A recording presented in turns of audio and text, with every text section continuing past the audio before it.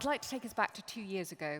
That's when ChatGPT was launched, and it wasn't so much as a wake-up call as a bullhorn to the face, alerting us to the fast-evolving power of generative AI.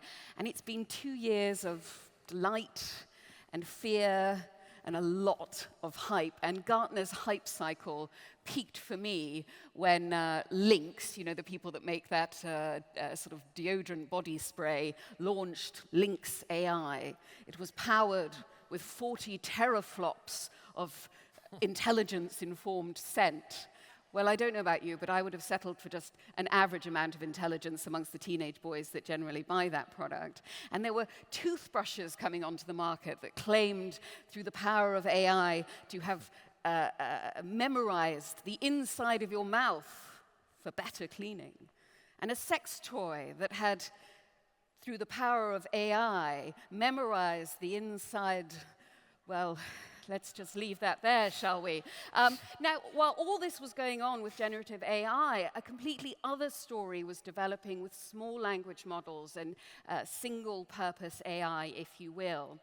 But what this panel of esteemed guests is about is the story of trust, the evolving relationship between humans and machines, if you will. And in order to sort of take stock of where that conversation has gone over the past year, we're going to be walking through some of the headlines. And the headline I'd like to start with, if I might, with Marietje, is Bletchley Park. Can you take us back to that lovely autumn day in that incredible venue, more or less exactly a year ago, right, when the world's diplomats gathered with big tech? What was it about? How does it look in the rearview mirror to you? Can you remind us? Yes, well, it was a spectacular last-minute effort by the Sunak government to bring together all the big names in AI, whether it was the corporates or government leaders, to launch the AI Safety Institute. It was ultimately successful in bringing those people in one room. You had the Elon Musks of this world, the Sam Altmans of this world. There was a whole cohort of government ministers.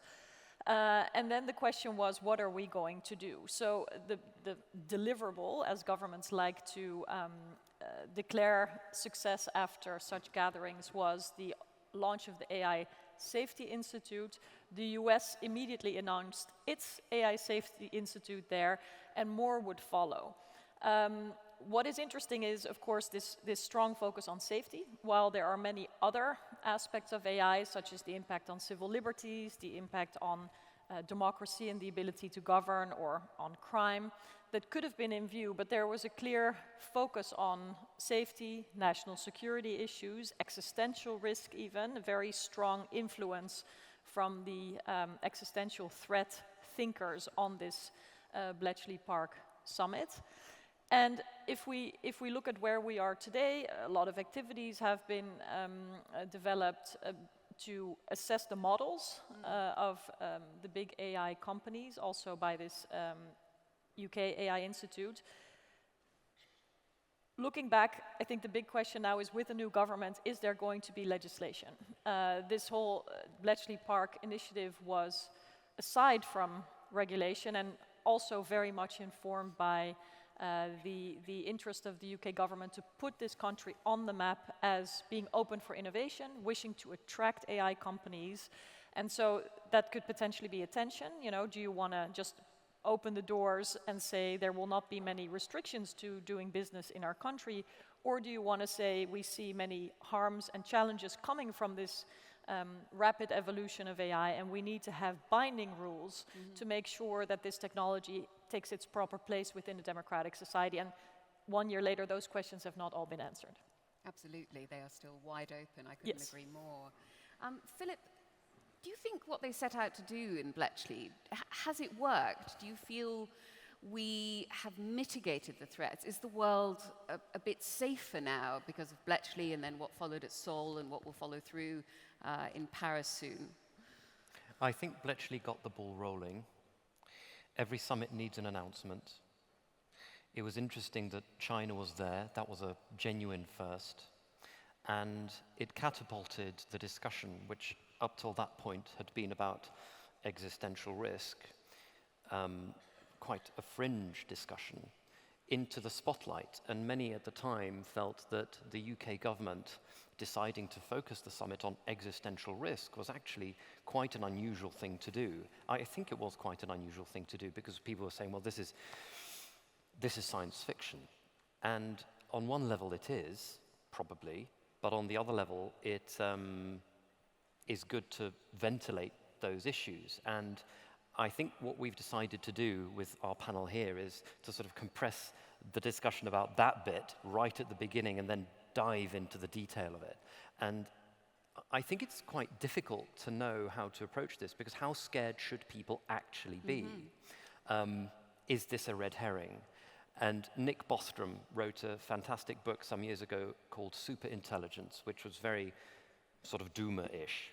And the next book, he's just written a book called Deep Utopia, which talks about the benefits, the potential benefits of AI.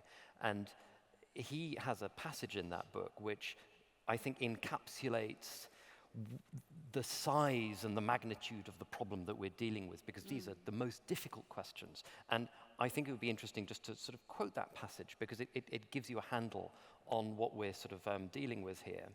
And he says, humanity is riding on the back of some chaotic beast of tremendous strength, which is bucking, twisting, charging, and rearing. The beast does not represent nature. It represents the dynamics of the emergent behavior of our own civilization. The technology-mediated, culture-inflected, game-theoretic interactions between billions of individuals, groups, and institutions. No one is in control. We stay on as best as we can for as long as we can, but at any point, perhaps if we poke it the wrong way, or for no discernible reason at all, it might toss us into the dust with a quick shrug and possibly maim or trample us to death. So that's what we're dealing with. We're going to get into the detail, but... I thought you wanted to step away from it. No. And that's all that I'm going to talk about. But it was the UK government that said, let's talk about existential risk. And everyone was like, okay, really? So the beast is us, every bit as complex and contradictory as the human race. So that was November. We're going to move forward now to December of that year, where a documentary came out in the United Kingdom called Mr. Bates and the Post Office. And it blew the lid off what had been a long-running court case, effectively, and it became a huge public scandal. And the name of the system was Horizon. It was a system created by Fujitsu. It was not an AI system, but the scandal was that a corporation knew its computer system was flawed, and simultaneously, as well as the machine failing, the corporate system failed, the justice system and the political system all failed at once, and hundreds of lives were ruined when postmasters were falsely accused of stealing from the post office. What lesson, perhaps Ali, you would like to take first bite of this, what lesson should we take from this episode when it comes to building trust in AI? Because this is the nightmare scenario for most people, existential threats aside. Thank you, Karen. Good morning, everyone. It's really great to be here. I might approach that question firstly, just circling back a little bit. I think when we're thinking about the predictions around existential threat or other types of harms, what I found is that predictions make fools of all of us. We don't really know where we're going to end up going.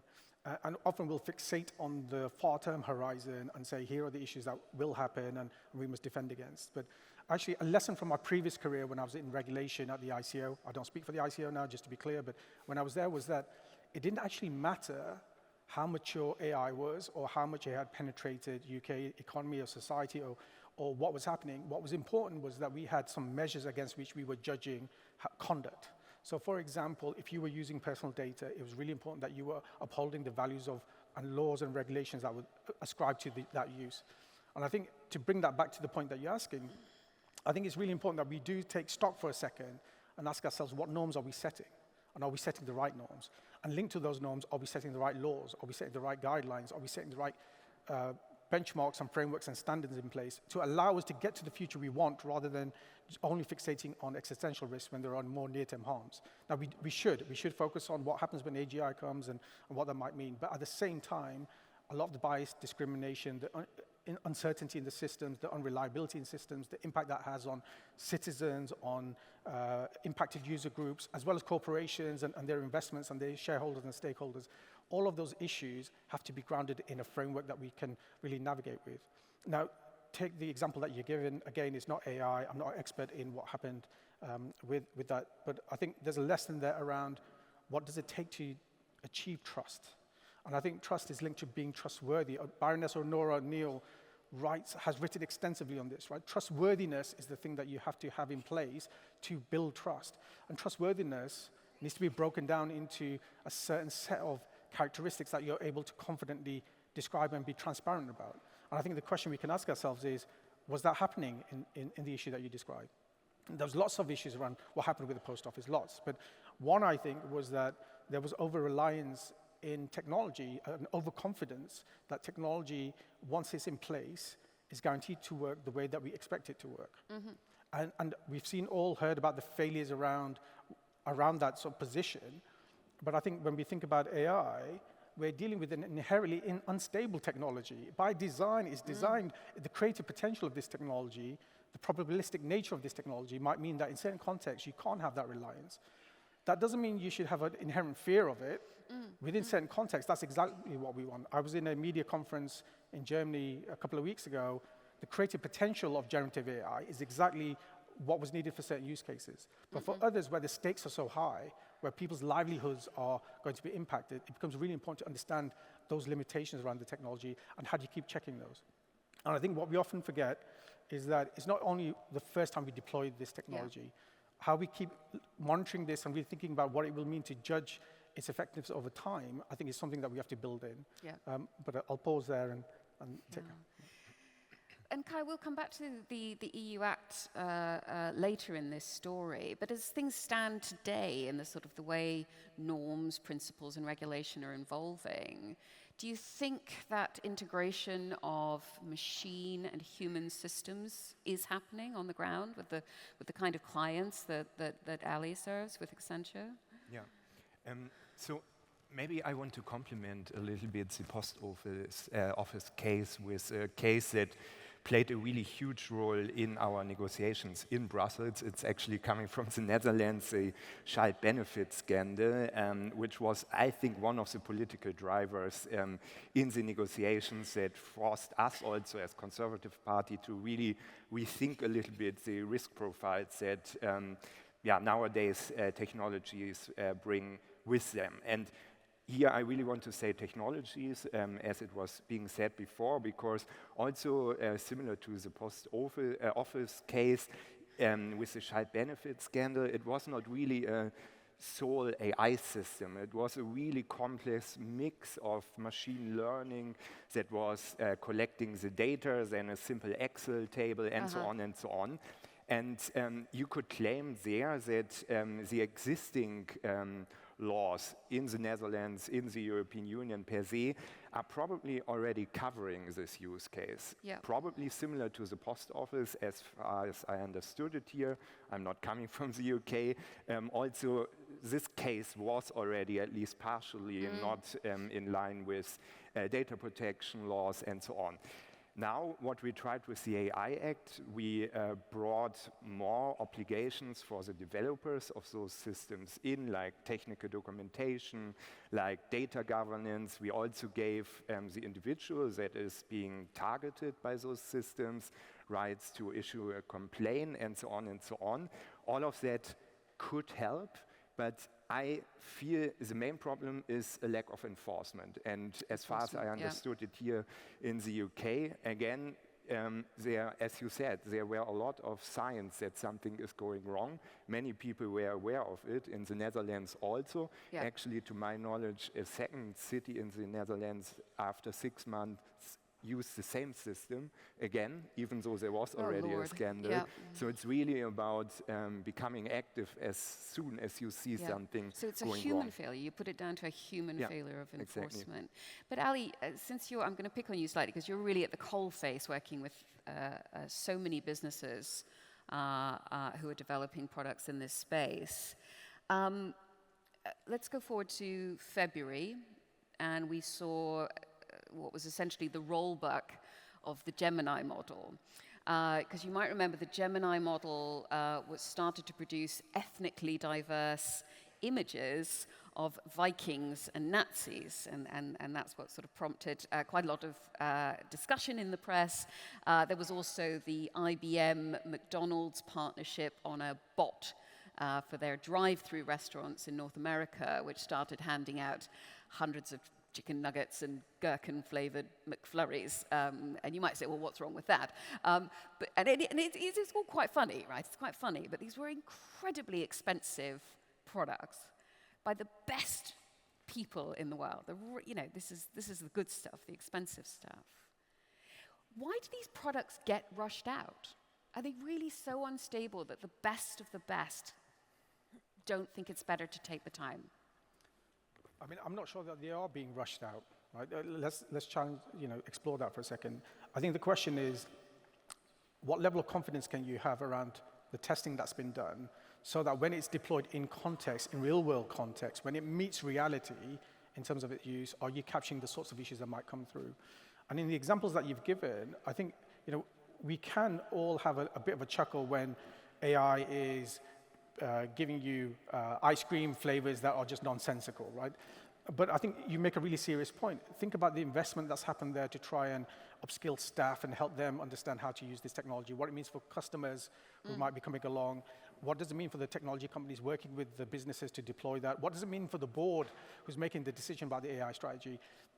Comical to existential, where is that issue? And I think it's somewhere in the middle, because it has a chilling effect on both how you think about the nature of AI and its use and deployment, but it also, I think, erodes the confidence that consumers can have in interacting with this technology, which is all around us. If anybody used a public app to get here today, you almost certainly interacted with AI already, right? So we're already living with this technology and really showing how to develop that.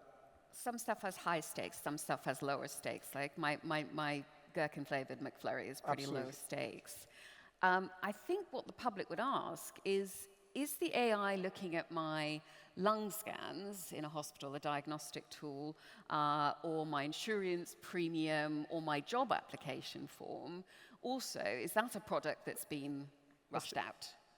Just a also flawed. Quick point on that. Let's take financial services as an example. Heavily regulated. Would the use of advanced AI, generative AI, be used for anything that has regulatory reporting attached to it right now, where the significance of something going wrong in terms of somebody's livelihood, a credit score, assessment, et cetera, might have a serious implication for both for the consumer but also for the organization? In that instance, I think thinking through, well, how can we test this in a way where we have much more control? So we test it in lower risk use cases. Maybe we test it in ways that we can really understand what good would look like. And that's what we see in many industries. Actually, industry-specific use cases, the testing is much more bounded. And I think that's really helping build that confidence to then deploy, which I think when we're dealing with wider consumer use of technology, is maybe not there. What I see, though, is that these companies rush things out, and there is no bump in the share price. This doesn't seem to hold anybody back, these big issues. I mean, Phil, do you have confidence that it's working in the higher stakes stuff? I think we are on the edge of technological developments, but I would echo what Ali says. I mean, we at Clifford Chance, we're working on AI Act compliance, we're working on data subject rights, cybersecurity aspects with clients, product safety. If you look at cars, aviation, medicine, financial services, these are all highly and heavily regulated industries. And it doesn't really matter if you're using AI, it has to comply with the legal obligations in those sectors, which are very highly regulated. But we saw Concorde crash. We saw the financial crisis in 2008. We saw systemic failures in these industries. We've had crises in in medicine as well. I mean, just because something is highly regulated doesn't mean that something's going to go wrong or not going to go wrong. But also what I would add is that when you're looking at scans, when you're looking at the images in scans, when you're looking at credit scoring, that's not using LLMs, that's using machine learning. And that is a reasonably mature technology that is totally different. It works on a totally different basis to large language models. So I would tend to agree that things aren't necessarily being rushed out, but on the other hand, there is intense competition. There is intense competition in the market, both in the public markets and in other markets. So there is that dynamic, but all of the companies that I have seen at the coalface are by and large doing their best to do the right thing. Let's keep going through our year of reflection. It's February now, February 2024, and Microsoft invests $10 billion in OpenAI, and we've seen how OpenAI has continued to evolve with the most recent news of reverting to a for-profit enterprise. You brought up helpfully the issue of competition, because there are now, sticking with generative AI as a phenomena, a very small number of companies that have the technology, that have the deep enough pockets to grow this technology. There has never been companies quite like this in terms of their scale, and controlling a powerful technology which used to be the purview of the nation state. Do you think governments are, I asked the panel, still in control?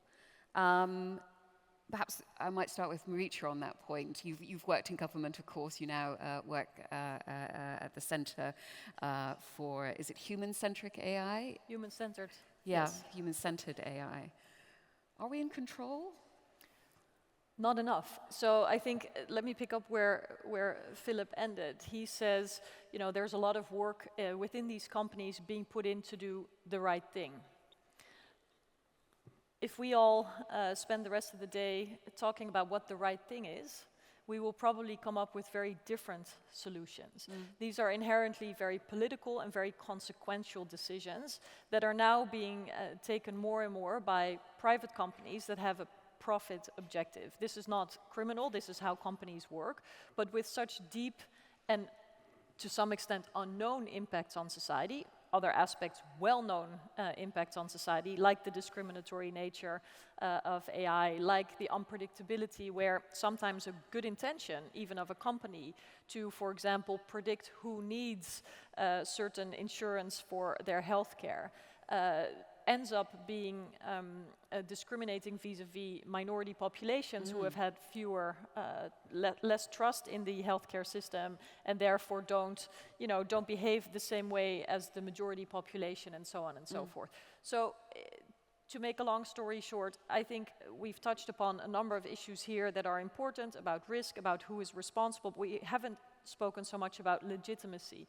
And I've just written a book called The Tech Coup that focuses on the fact that private tech companies have grabbed so much power from democratic governments, and the democratic governments have allowed this to happen.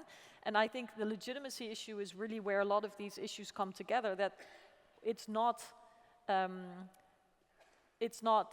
the right way for a rule of law-based society to operate when private companies are so powerful and end up deciding for us what is good and what isn't, what is a risk and what is a mitigating measure, do so in a way that's lacking transparency, that's lacking independent oversight. And as a result, scandals like that of the post office, scandals like that of the Dutch tax authority will happen more frequently, because the public sector doesn't have the knowledge, the talent, and the understanding anymore. And add to that the lack of insight, so access to information. And with every new wave of emerging technology, now it's AI, it will be something else in a couple of years, there will be less understanding on the part of government, therefore less agency, less of a well-informed public debate for all of us to decide about what is and is not the right thing. Because that is ultimately what democratic politics is about. There are different views about what is the right thing. There are trade-offs in a society. You know, government has to decide between spending money on defense and education, healthcare and the arts. And companies have a more narrow focus on their own interests. Yeah. And I just think that the private interest and the public interest are increasingly crashing. And to a large extent, it is because we've allowed to be outsourced too many decisions to tech companies. Yeah, just to complement one point that really surprised me. So I'm working now for 11 years in Brussels, saw basically a lot of battles on copyright, GDPR, and so on. But like Marietje was saying, those really large companies are today the only player, let's say, in the legislative process that is able to have a streamlined position in OECD, in ISO, at the UN level, in Brussels, in Paris, wherever.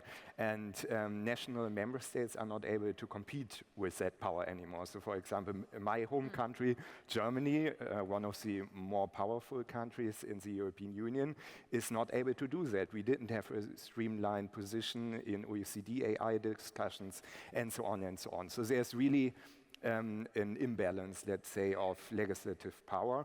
On the other hand, to also bring forward something more positive, I would argue, especially in the last years, you see it really in Brussels that, let's call it the other side, is also getting more and more strong. There's really more and more closer, let's say, cooperation between universities, think tanks, SME, trade associations, NGOs, and so on. Yes. And of course, the internet is helping, people can easily connect, and so on. So I would not paint the picture that dark like some people do, but it's definitely a problem. There's definitely an asymmetry, isn't there? If I could jump in, I don't think there are any easy answers here. I don't subscribe to the idea that there are all these cartoon villains running around, and I don't subscribe to the idea that governments are perfect. It's much more complicated than that. I think one of the things that helps is multi-stakeholder dialogue, where you have companies, governments, NGOs, academics, advocacy groups coming together and speaking to each other. We talk about competition. You know, market dominance is okay. That's legally allowed. Abuse of dominance is not. I mean, and also, this isn't somehow a completely new sort of problem. In 1890, the Sherman Act was passed in the United States, and it broke up Standard Oil. You know, we've dealt with some of these questions before, and I think it's a question more of, so I generally assume positive intention. I don't think anyone gets up in the morning to think, you know, does an evil laugh and thinks, how can I be a Bond villain? Sometimes it might look like that a little bit, but the problem is generally good intentions can have unintended consequences. You know, the rise in online harm since 2014 and the rise in filter bubbles, the rise in self-harm has spiraled out of control since the advent of social media. And that wasn't really predicted. It was an emergent property of this thing that people thought was a nice way to keep in touch with your friends. So we'll invent a thing and we'll never understand what all of the consequences are, and regulators will always lag behind that. So if everyone tries to do their best, I think there's a chance. I suppose the point, the sort of counterpoint to that is that is it for governments and the people to pick up the pieces, or is there a corporate responsibility? Well, who but else is going I know to? Ali's trying to In 2008, we had a financial crisis, and the government and the people did have to pick up the pieces. But what is the alternative?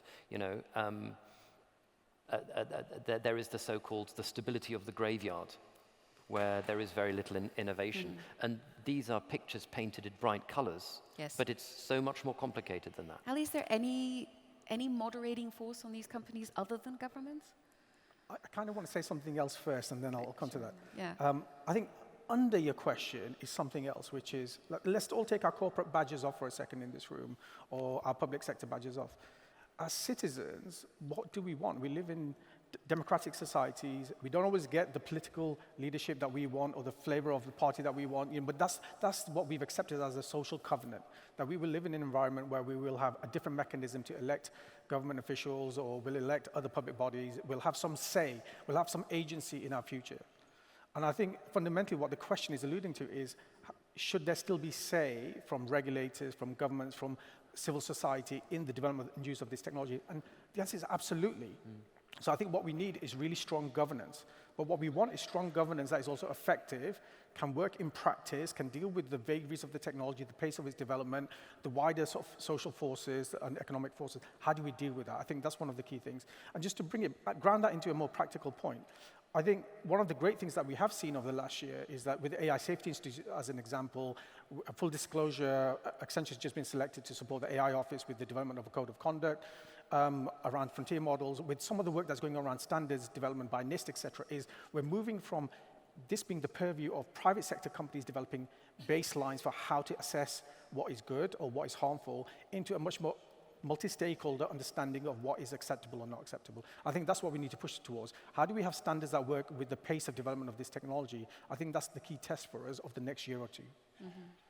Well, I want to pick up on that point of multi-stakeholder governance, because it sounds wonderful. Everyone around one table will talk and we'll figure it out. Everyone brings their knowledge. But we cannot underestimate the power asymmetry between stakeholders. You just mentioned that there have never been such powerful companies, meaning in terms of capital, in terms of access to data and compute, in terms of access to talent. And so, for example, you'll have an OpenAI backed by Microsoft as one stakeholder taking a seat at the table, and then you may have a tiny, tiny civil liberties organization taking another seat. So while it's great to pool expertise, I think it's important to appreciate what truly independent oversight looks like, and it cannot come from stakeholders that are pushing their lobbying points at these tables as well.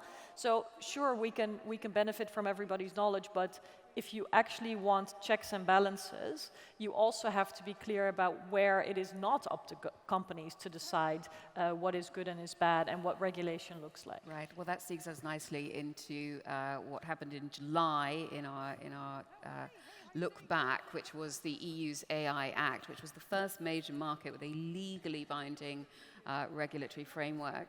And we all recognize, and I hope we've communicated it well in our discussions so far, that we are in the foothills of AI. There is so much that we don't know about first-order effects, let alone second-order effects, and where this is all going. But do you think that the Act met that challenge of agility, of being able to flex with the times? Tell us. Yeah, so I have a very mixed feeling when I'm talking about the AI Act. So I will say a little bit yes and a little bit no. Yes, first of all, we were really trying with the AI Act to produce a different type of digital policy or digital law, which is principle-based, international, or looking for international alignment. So we were taking the 2019 OECD principles on board, let's say. We were trying to translate them down into certain legal articles. We involved a lot of stakeholders in the later governance system. Indeed, there are problems, but at least compared, for example, to the GDPR, there are now more, let's say, mechanism to really include external expertise, because we finally in Brussels acknowledge that, especially when it's about something so much advanced like AI, we probably lack the technical knowledge. And those external experts will have a lot of possibilities to contribute certain observations, to warn us, and so on. And maybe the final positive point, the Act is also much more flexible than in the past.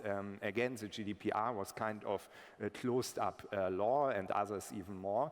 With the AI Act, we have annexes that can be changed with delegated acts. We have implementing acts. We have a lot of additional pieces which are trying to specify the law. The code of practice that is currently in the making, but also guidelines. We are looking and giving a presumption of conformity based on technical standards, and so on and so on. And all of that, I think, really will help to constantly adjust the AI Act and also be able to respond to new developments. But, and now the big problem, and Marietje was already mentioning it, we have created a governance system that is so complex, so difficult also to understand, and is demanding so much from smaller companies, from civil society, from academia, that already now we see that so far only a few players are actually really at the forefront when it comes to implementation.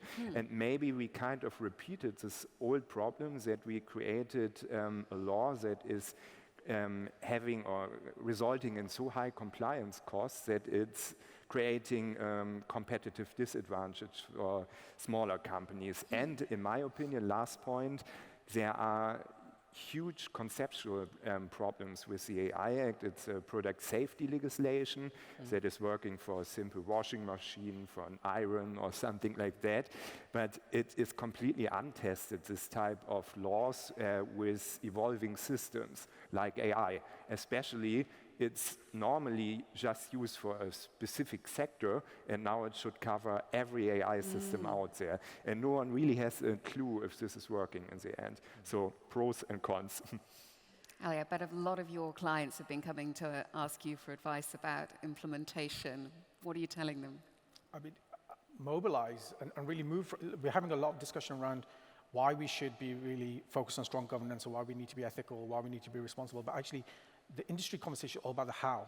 And whether it's because we are operating within the EU or placing products on the EU, we need to understand how to conform or comply with the EU AI Act. Or maybe we're operating in Singapore and we want to understand how to operate in the way that the Singaporean government and its regulatory agencies are initiating their requirements, or what's happening in the US right now with NIST or at state level.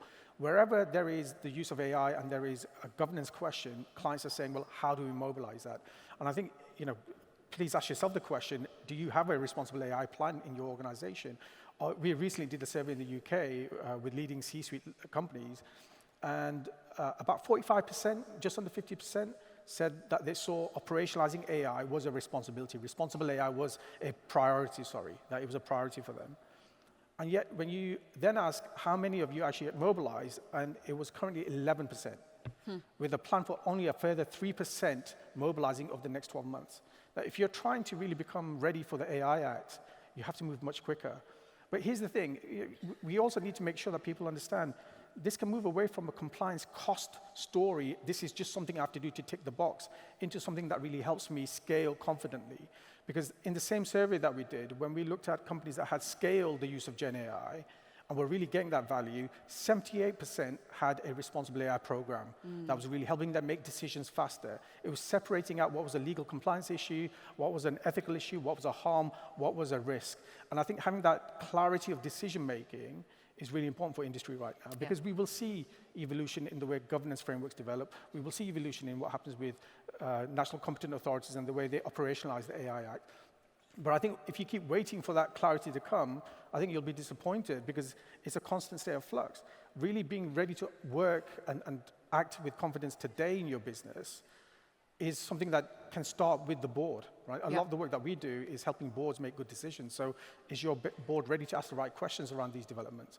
And I wonder if you ask yourself that question, what the answer would be. It's interesting, isn't it? I mean, regulatory confidence and public trust, they're sort of two sides of the same coin in that respect.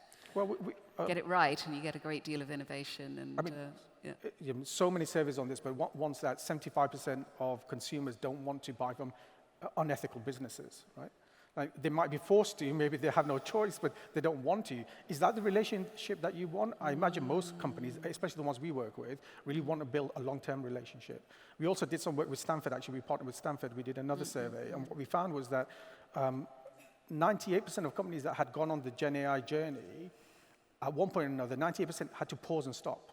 That's such a wasted investment there, because what they hadn't thought about was, well, to go from a pilot or a proof of concept to scaling, we're going to have to deal with all of these other issues. We're going to have to have answers around this. And the point I would make, and often when I'm speaking to CEOs, I say this: let's simplify all this discussion and ask yourself the question, how comfortable do you feel talking about your AI plan with your employees, with your customers, with your shareholders, with the regulator. Not what your communications or marketing team has written for you or what people are briefing you on. How comfortable do you feel? That is your litmus test. When you become comfortable, you will have good confidence around how AI can enter your business in a way that's sustainable for you. What an excellent question to test your company's AI readiness. Could your C-suite manage those questions? This is not just an IT department question. Look, we've only got a few minutes left. I would really like, I hope you'll be around for the rest of the day, because I know there's going to be a lot of people in the audience which would like to take a deeper dive into the EU Act.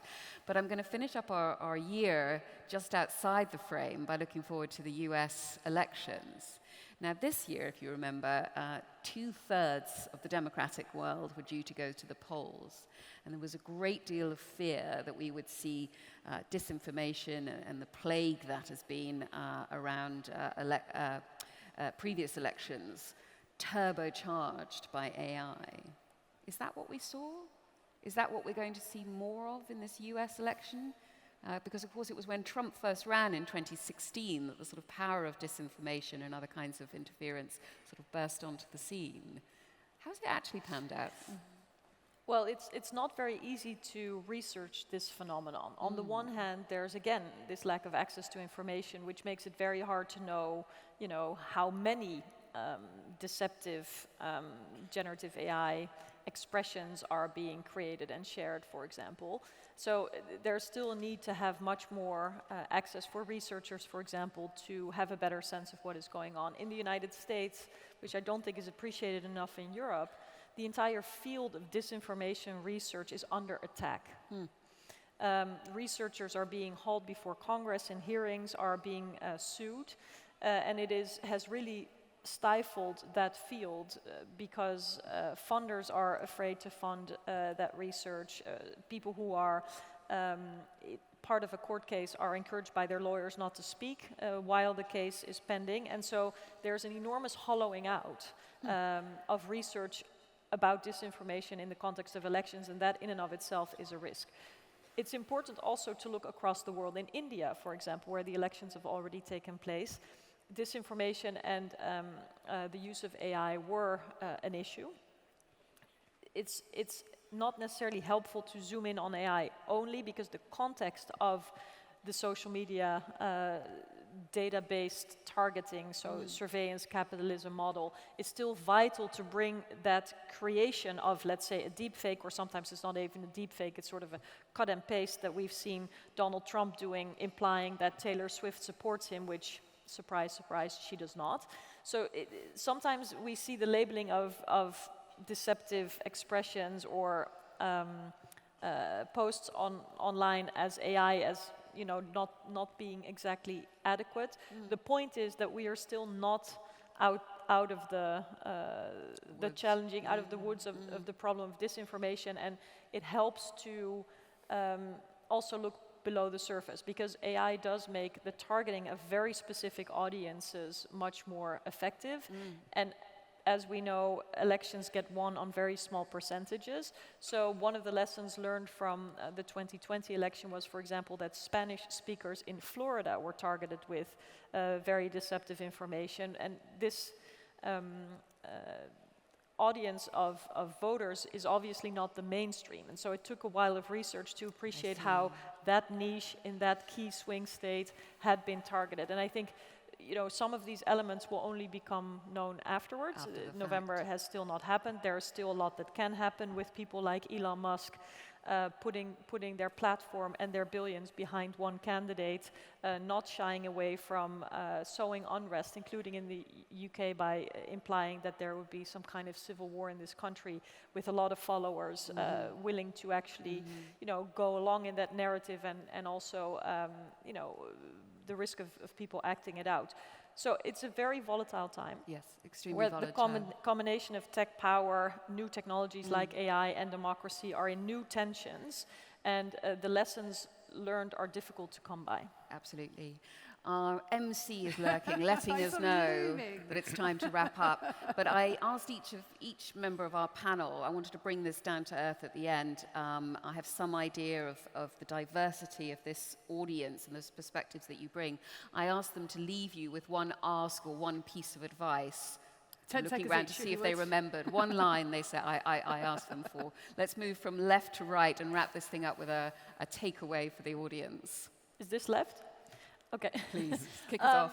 However exciting some of the latest innovations are, there are precious parts of our free societies that should not be disrupted, and I think we need to spend more time on how we can safeguard the rule of law and democracy, and not so much at how we can, follow the latest innovation.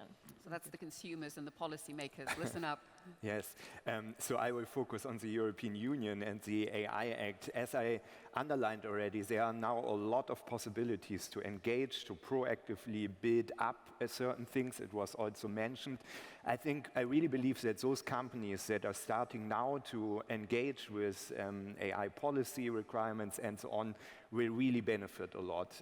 So yeah, engage early would be my call. Engage early. In about half the length, if you would. Yes. Thank you. I'm going to say, look outside your own filter bubble, and if you find something that doesn't feel right, check at least 3 sources for it. Excellent advice for life. Yeah.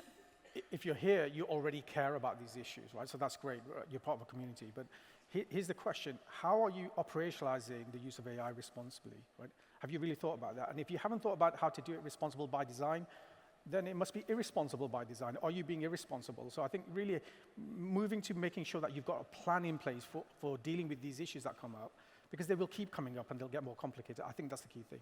Thank you. An excellent last word. Ladies and gentlemen, the panel, thank you. Yeah, wonderful. Thank you very much. Karen, thank you so much.